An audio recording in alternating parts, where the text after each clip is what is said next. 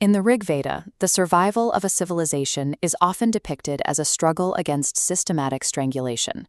When a community finds its resources restricted and its traditions targeted for erasure, the text suggests that preservation requires more than simple endurance. The Vedic response to such a crisis is the cultivation of a specific, unyielding state of readiness, an internal resolve that allows a society to remain cohesive under extreme pressure. This resolve is detailed in the 32nd sukta of the first mandala of the Rig Veda. These verses are 5,000 years old, preserved through a rigorous oral tradition that maintains every syllable's original phonetic weight. While these lines are often read as a mythological account of a thunder deity, the traditional Sanskrit commentary suggests a layer of meaning that is far more practical. Scholars and practitioners have long applied these verses as a method for maintaining civilizational integrity. The poetry functions to align a community's psychological and organizational efforts against external threats. These hymns provide a community with a shared vocabulary of strength, helping individuals move past fear and toward a collective state of resilience. The core narrative follows Indra, the divine warrior, in his confrontation with the serpent Vritra. The text describes Vritra as an immense force that has blocked the world's waters, creating a state of cosmic drought and stagnation. The serpent represents avarod, obstruction. It halts the flow of life, cutting a community off from essential truths. Indra counters with the Vajra. Representing concentrated intelligence, this divine knowledge shatters systemic blockages and restores clarity to the collective mind. The resulting victory releases the Sapta Sindhu, the 7 rivers. This restoration of flow signifies the return of prosperity and social order, as the community's access to its own vitality is finally reclaimed. For a community under siege, this narrative provides a specific psychological map. It helps people recognize modern forms of obstruction and focus their collective intelligence to break through them. In the 19th century, the social reformer Swami Dayananda Saraswati sought to apply these cosmic principles to the governance of human society. In his interpretation, Indra is the Sabhapati, the president of an assembly, or a righteous leader who dispenses justice. His role is compared to the sun, which naturally disperses dark clouds to allow life-giving rain to reach the earth.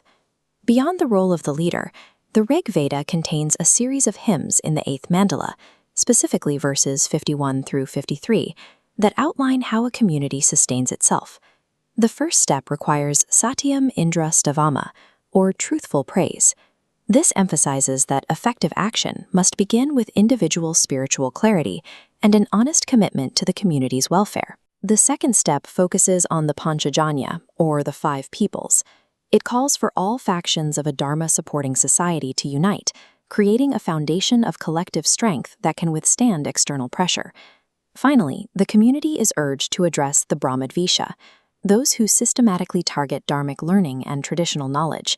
This is the directed application of spiritual and intellectual force to protect the culture's foundations. This progression provides a way for a community to transition from a state of individual vulnerability to one of organized civilizational resilience.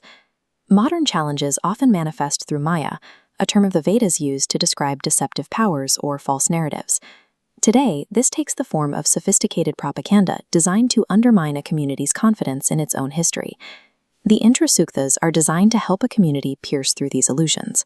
By maintaining a focus on absolute truth, practitioners can identify and reject narratives intended to fragment them.